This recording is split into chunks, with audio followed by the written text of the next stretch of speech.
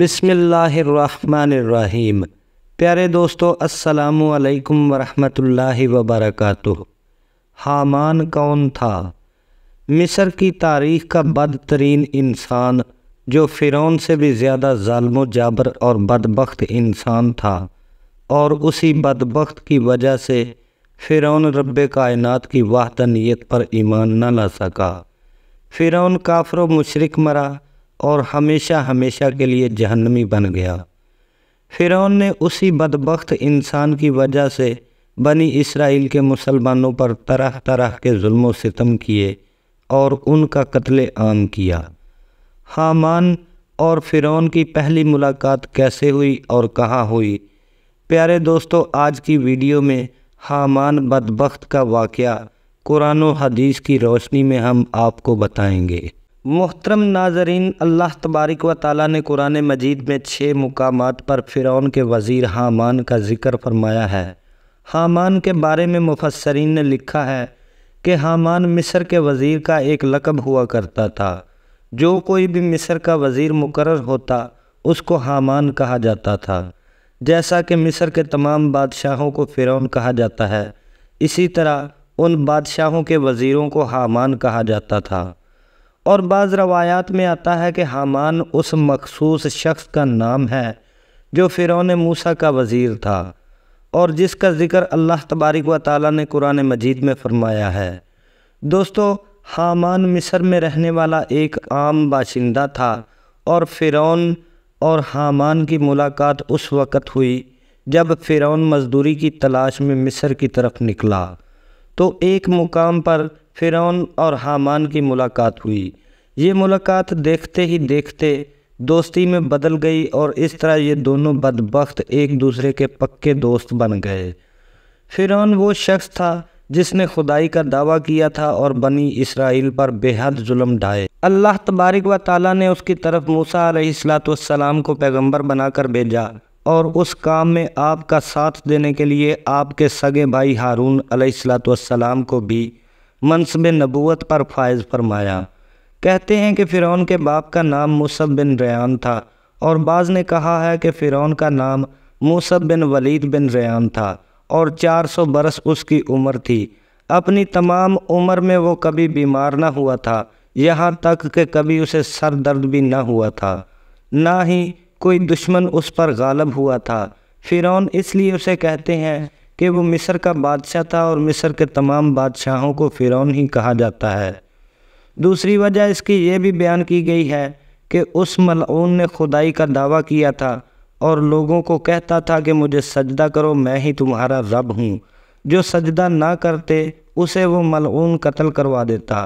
اسی وجہ سے اسے فرعون کہا جاتا، یعنی غرور اور تکبر سے بھرا ہوا۔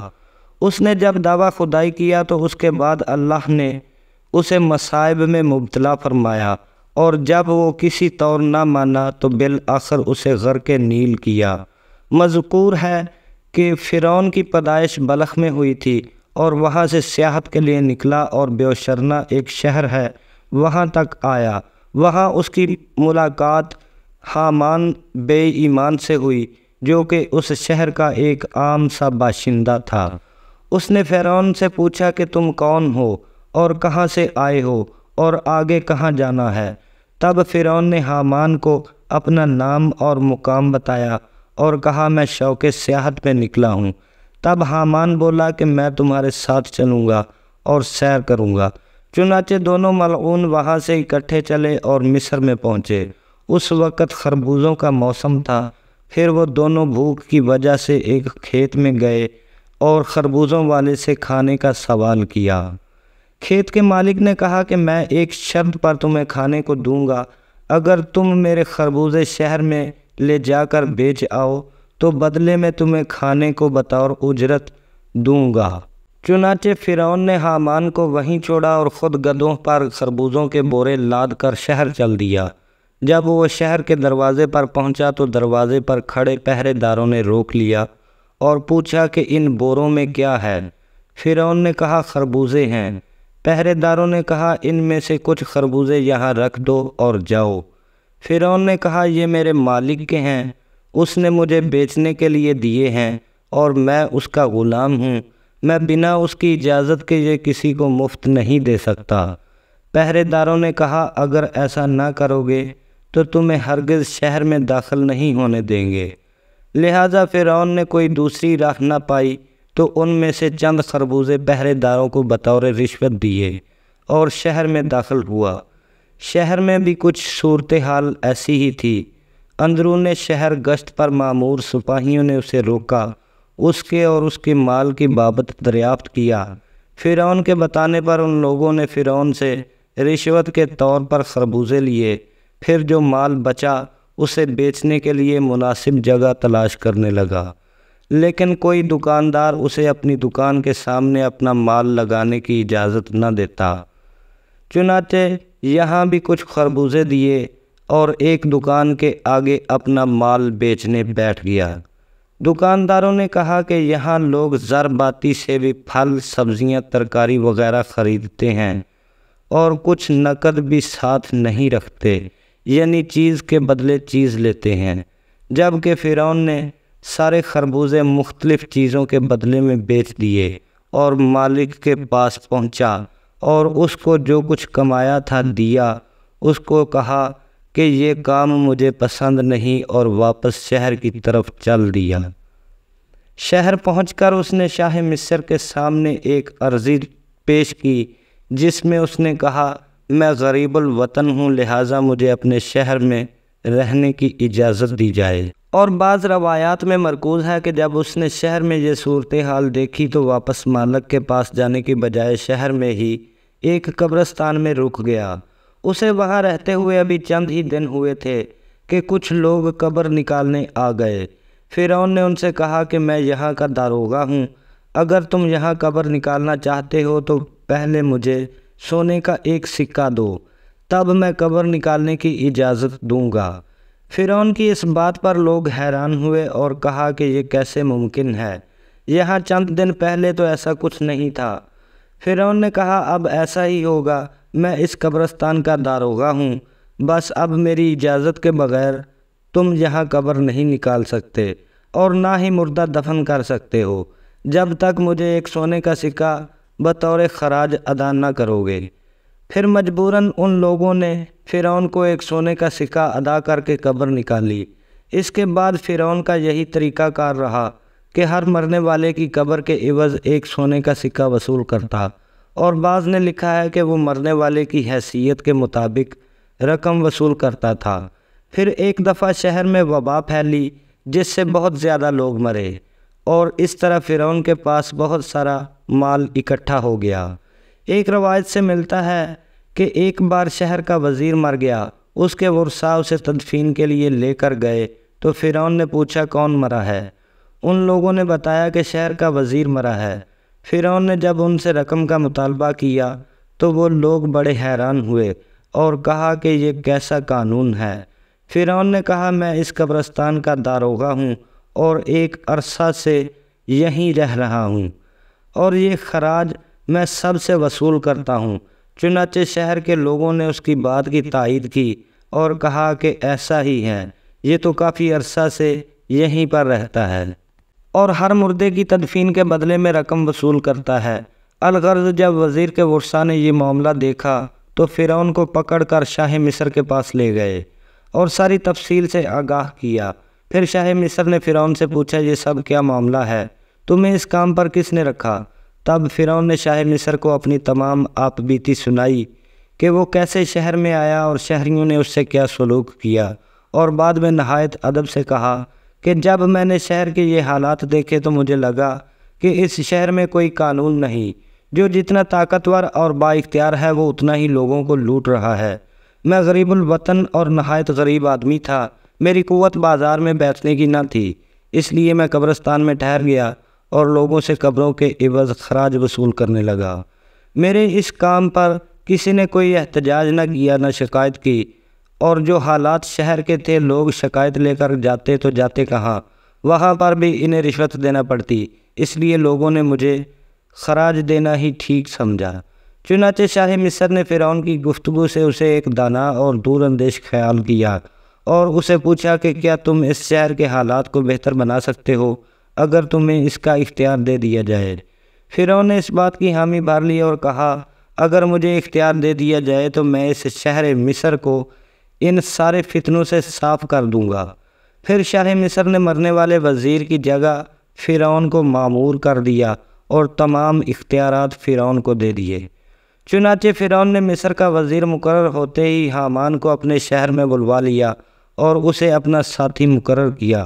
اس کے بعد جو خراج سپاہی دکاندار وغیرہ عوام سے وصول کرتے تھے سب بند کیے۔ اس کے بعد اس نے اعلان کیا کہ کسی شخص کو بھی کوئی بھی شکایت ہو تو وہ میرے دربار میں حاضر ہو سکتا ہے۔ ہر شخص کی فریاد رسی کی جائے گی اور اسے انصاف دیا جائے گا۔ فرعون کے اس فیصلے سے شہر کے دکاندار اور رعایا بہت خوش ہوئے کہ ایک اضافی خراج اور رشوت دینے سے ان کی جان چھوٹ گئی۔ ان کے دلوں میں فرعون کے لیے عزت و احترام پیدا ہو گیا۔ تب فرعون نے حامان سے کہا کہ میں چاہتا ہوں کہ اہل مصر مجھ سے اور بھی زیادہ محبت کریں اور میری عزت لوگوں کی نظر میں اور زیادہ بڑھے اور لوگ مجھے درجہ میں خدا کے برابر سمجھیں۔ پھر میں دعویٰ خدائی کا کروں اور سب لوگ مجھے پوجیں۔ تب حامان ملعون نے کہا ابھی ایسا ممکن نہیں۔ اگر تو ایسا کرنا چاہتا ہے تو پہلے آہستہ آہستہ شہر کی عوام کو اپنے ہاتھ میں لے تاکہ جب تو خدائی کا دعویٰ کرے تو زیادہ لوگ تیری طرفداری کرنے والے ہوں۔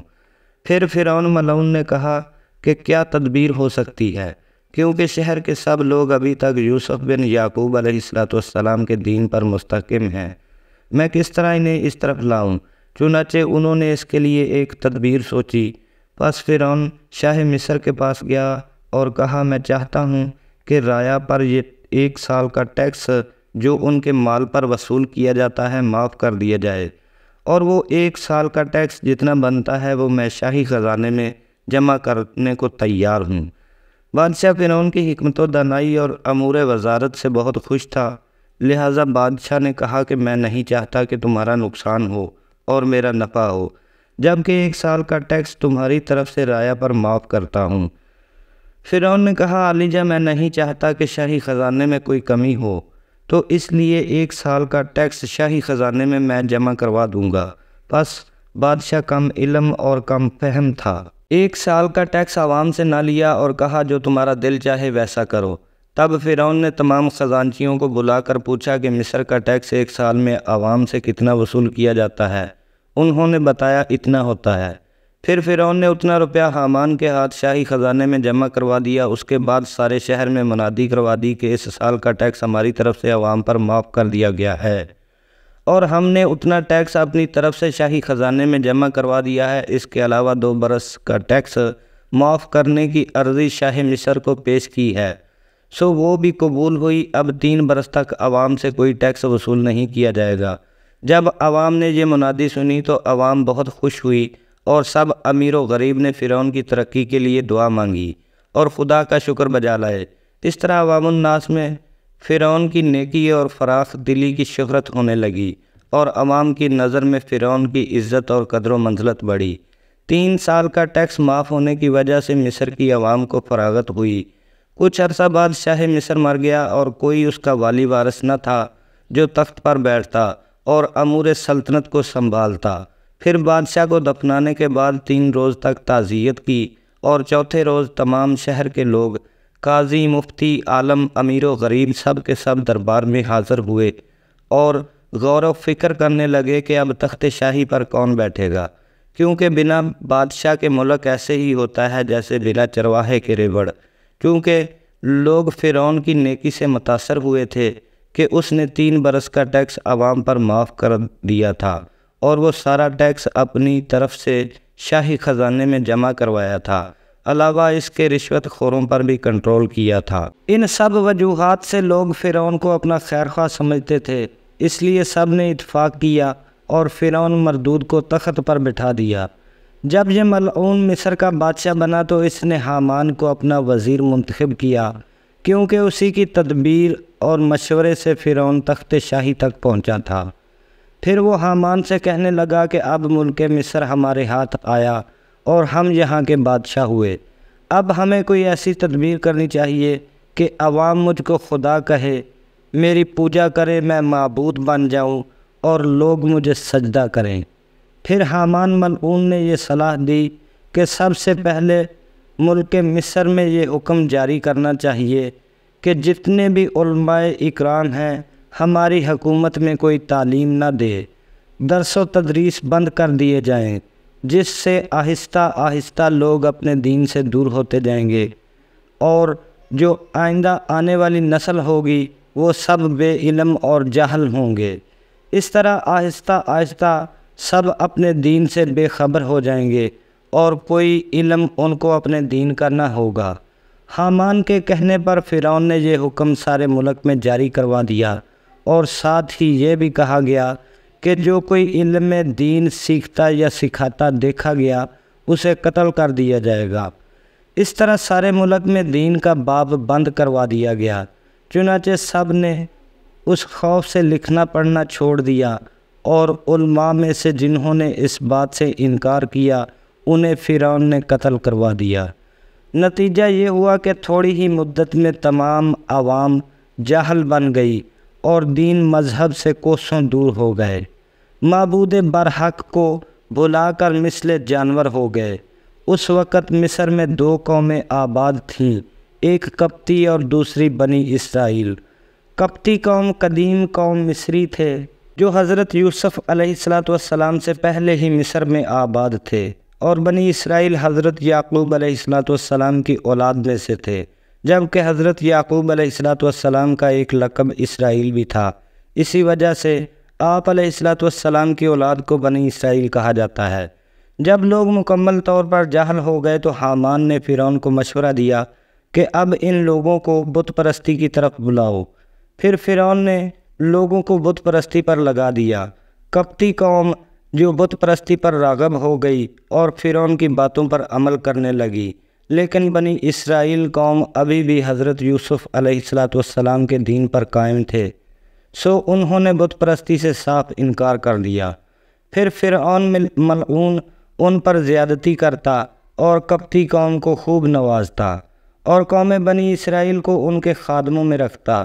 تمام نیچ کام بنی اسرائیل کے ذمے کیے اور ان پر ظلم ڈھاتا۔ اسی طرح 20 برس کا عرصہ گزر گیا۔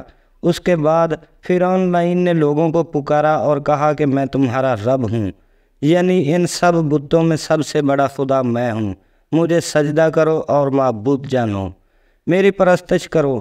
جو کوئی ایسا کرے گا اسے نوازا جائے گا، اور جو انکار کرے گا اس کے ساتھ برا سلوک کیا جائے گا۔ پھر قوم قبطی نے فرعون کو پوجنا اختیار کیا، اور اسی طرح 40 سال کا عرصہ گزر گیا۔ بعد اس کے تمام بتوں کو توڑ ڈالا، پھر کہا کہ اب سے میں تمہارا رب ہوں اور میری پرستش کرو۔ قوم قبطی جو فرعون کو پوجنے اور سجدہ کرنے والے تھے ان پر خوب نوازش کرتا اور بنی اسرائیل کو تکالیف دیتا۔ وہ یوسف بن یعقوب علیہ السلام کے دین پر تھے۔ باعوض جزیہ کے فرعون ان سے قبطیوں کی خدمت کرواتا اور تحقیق کرتا، جن کاموں کو حقیر سمجھتا، مثلاً محنت کرنا، جھاڑو کشی، گوبر اٹھانا، لکڑی چیرنا، چنا دلنا، گھاس کاٹنا، ان سب کاموں پر مقرر کیا جاتا تھا۔ اس کے علاوہ انہیں شہر اور دیہاتوں میں اپنے تابعین کی خدمت میں بھیج دیتا۔ بنی اسرائیل کی عورتوں میں سے اپنی عورتوں کی خدمت کرواتا، ہر طرح سے ان کی تذلیل کرتا اور ان کی عزت و وقار نہ کرتا۔ ایک عورت جس کا نام آسیہ تھا بنی اسرائیل سے تھی اور اپنے آباء و اجداد کے دین پر مضبوطی سے قائم تھیں۔ اپنے حسن و خوبی اور عادات و خصائل اور اعلیٰ اخلاق کی وجہ سے شہرت رکھتی تھیں۔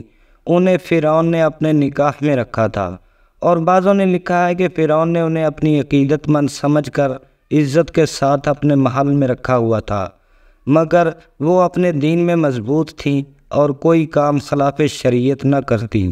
دوستو، یہاں آپ کو بتاتے چلیں کہ رسول پاک صلی اللہ علیہ وآلہ وسلم نے 5 عورتوں کی بزرگی اور پاکی بیان کی ہے۔ ایک حضرت موسیٰ علیہ السلام کی ماں، دوسری مریم بنت عمران، تیسری حضرت خدیجہ الکبریٰ بنت خویلد، اور آپ صلی اللہ علیہ وآلہ وسلم کی بیٹی حضرت فاطمہ الزہرا رضی اللہ تعالی عنہا، اور حضرت بی بی آسیہ رضی اللہ تعالی عنہا۔ یہ سب صالح تھیں۔ الغرض قوم بنی اسرائیل ایک طویل مدت تک فرعون کے عذاب میں اور قبطی قوم کی خدمت گزاری میں گرفتار رہی۔ مرد و زن اس قوم کی خدمت گزاری اور باربرداری میں رہتے اور صبر کرتے، پھر بھی اپنی دین کے خلاف نہ چلتے، شب و روز اللہ کی یاد اور استغفار میں مصروف رہتے اور اپنے خدا کی عبادت کرتے۔ دوستو، فرعون کے ہر گناہ اور ظلم و ستم کے پیچھے سب سے بڑا کردار حامان ملعون کا تھا۔ مصر کی تاریخ میں جتنے بھی ظلم ہوئے اور لوگوں کا قتل عام کیا گیا اور جتنے لوگوں کو بت پرستی میں مبتلا کیا گیا اور جتنے لوگوں کو فرعون کو خدا نہ ماننے کی وجہ سے قتل کیا گیا، یہ تمام تر مظالم حامان کی مشاورت اور حامان کے حکم سے کیے گئے۔ بظاہر مصر کا بادشاہ فرعون تھا، لیکن فرعون جو کوئی بھی کام کرتا تھا اپنے دوست حامان کی مشاورت کے بغیر نہیں کرتا تھا، بلکہ مصر میں ہونے والی ہر برائی کے پیچھے حامان کی شیطانیت چھپی ہوئی ہوتی تھی۔ حامان فرعون کو جو مشورہ بھی دیتا فرعون وہی کرتا۔ اسی وجہ سے تاریخ میں حامان کو فرعون سے بڑا ظالم و جابر اور بدترین انسان قرار دیا گیا ہے۔